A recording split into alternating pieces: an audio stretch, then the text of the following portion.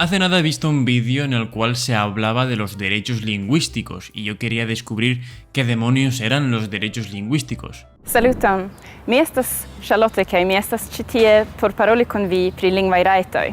Parece ser que actualmente tenemos derecho a todo, pero quería descubrir de todas formas qué era, de qué trata. Y al principio me costó mucho de entender, pero es que es algo muy simple y me vi el vídeo 400 veces y luego lo comentamos en directo, pero como os digo, es algo muy simple, lo único que se le da vueltas a lo mismo en ese vídeo. Así que os explico, un derecho lingüístico es el derecho a usar el idioma que cada uno prefiera, ya sea su idioma natal o un idioma que hayamos aprendido nosotros porque nos ha gustado o hemos querido. Y se debe respetar que cada individuo, que cada persona quiera usar el idioma que quiera para hablar. Todo esto es comprensible y respetable hasta que llega un punto en el cual todo el mundo habla un idioma distinto y nadie quiere dejar de hablarlo para comunicarse. A lo que yo llamo orgullo lingüístico. El orgullo lingüístico es cuando una persona dice yo quiero hablar este idioma y punto. Y no quiere ceder a dejar de hablar su idioma para poder hablar otro idioma y comunicarse con otra persona. Una persona con orgullo lingüístico quiere defender su idioma a muerte. Y yo creo que no es una muy buena forma, una muy buena técnica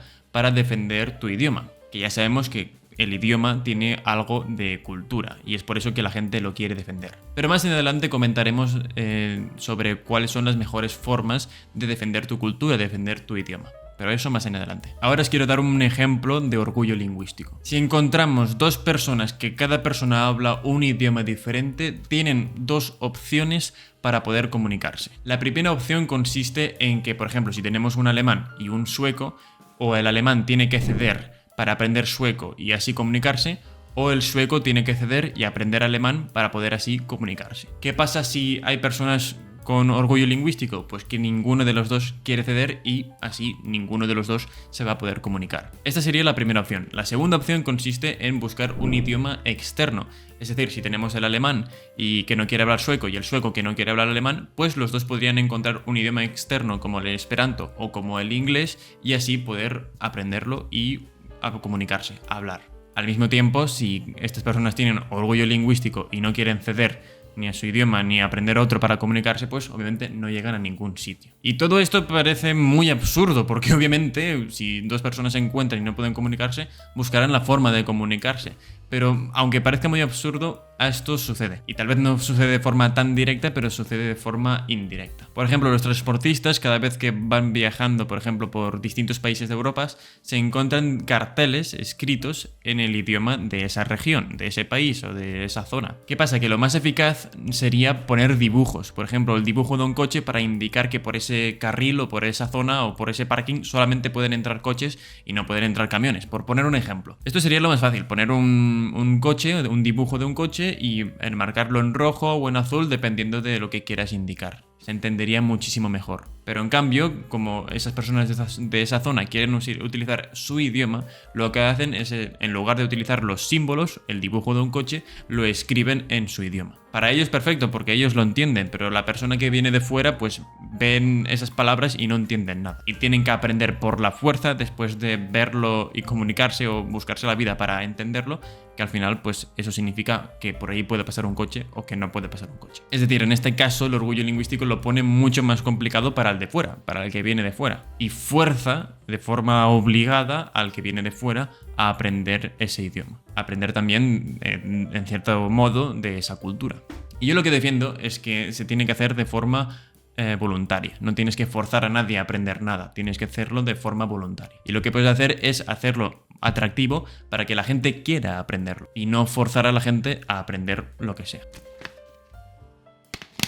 Por ejemplo, ahora hemos visto el ejemplo este de los carteles, que es una forma forzosa para hacer que la gente aprenda pues, ese idioma o lo que sea. Pero hay otras formas de hacerlo de forma voluntaria y no forzar a nada. Una forma de hacerlo es crear centros culturales. Puedes hacer una zona, un establecimiento en el cual dentro de esa zona pues haya cosas, documentos, información en ese idioma que hable de esa cultura o de lo que sea. Y el trabajo que se debería hacer es hacerlo de forma llamativa, tener un buen mantenimiento, hacer una buena recolecta y una buena organización para que así la gente que quiera descubrir acerca de eso pueda hacerlo de forma fácil, cómoda y así le resulte mucho más atractivo ir ahí a aprenderlo. Os voy a poner un ejemplo. En España hay un pueblo que se llama Urueña que es un pueblo muy bonito, que es antiguo. Lo único que pasa que con el paso de los años ha ido perdiendo población. Y el turismo le viene muy bien para que a la gente que sigue viviendo en ese pueblo pues pueda seguir haciendo dinero y pueda seguir viviendo. ¿Qué pasa? Que a pesar de ser un pueblo antiguo y por eso ser un pueblo muy bonito, porque tiene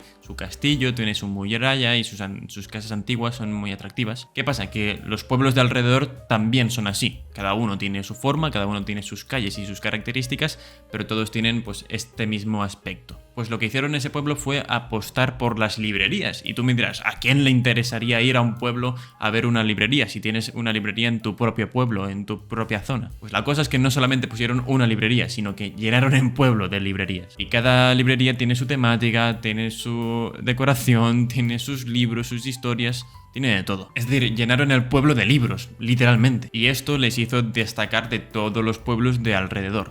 Ahora Urueña es el pueblo de los libros, no es el pueblo del castillo, como son todos los otros pueblos, es el pueblo de los libros. Y entonces, de esta forma, conviertes algo no muy llamativo en algo diferente, en algo que te hace destacar y lo conviertes en algo llamativo. Y de esta forma, la gente de forma voluntaria puede ir a ese pueblo a disfrutar de las atracciones del pueblo, del visual del pueblo, pasear por las calles y además visitar las librerías y conocer un poquito más de su cultura. O de lo que quieran exponer, por supuesto. Pues bueno, esto es otra forma de hacerlo de forma voluntaria, no de forma forzada. Porque como ya sabéis, muchos habéis aprendido inglés de forma forzada y luego no os ha terminado de gustar, porque os han obligado a eso. Pues hacer las cosas de forma forzada no siempre suele ser muy eficaz, porque aunque funcione, la gente no está contenta. Y ahora, volviendo al tema de los idiomas, si actualmente tenemos el inglés como idioma mundial, por mucho que a algunos esperantistas no les guste, podemos aprenderlo y usarlo cuando nos haga falta. Y al usarlo no estamos rechazando el esperanto o no estamos rechazando nuestro idioma natal, simplemente estamos utilizando la herramienta del idioma, del inglés, para podernos comunicar. Porque si nos cerramos en nuestro idioma y decimos aquí solamente se habla catalán, solamente se habla español, solamente se habla alemán, y nos cerramos en esta pequeña burbuja, al final de cuentas no lograremos transmitir nuestra cultura a los demás, que en principio es lo que queremos hacer o que quieren hacer algunas personas, y además no lograremos comunicarnos con nadie. O sea, no podremos ejercer el idioma como forma de cultura, ya que nos cerramos y la gente no lo aprende, y si lo aprende de forma forzada no le gusta, y tampoco utilizaremos el idioma como herramienta para comunicarnos porque nos cerraremos en banda y no hablaremos con nadie. Y sé que hay muchos esperantistas que tal vez están viendo este vídeo y dicen, ¿qué hace este tío, que también es esperantista, defendiendo el inglés? Pues que el inglés es algo muy bueno, como herramienta es algo muy bueno y ha conseguido la misión que quería conseguir el esperanto. Y tal vez no les gusta a muchos esperantistas el inglés o a muchas personas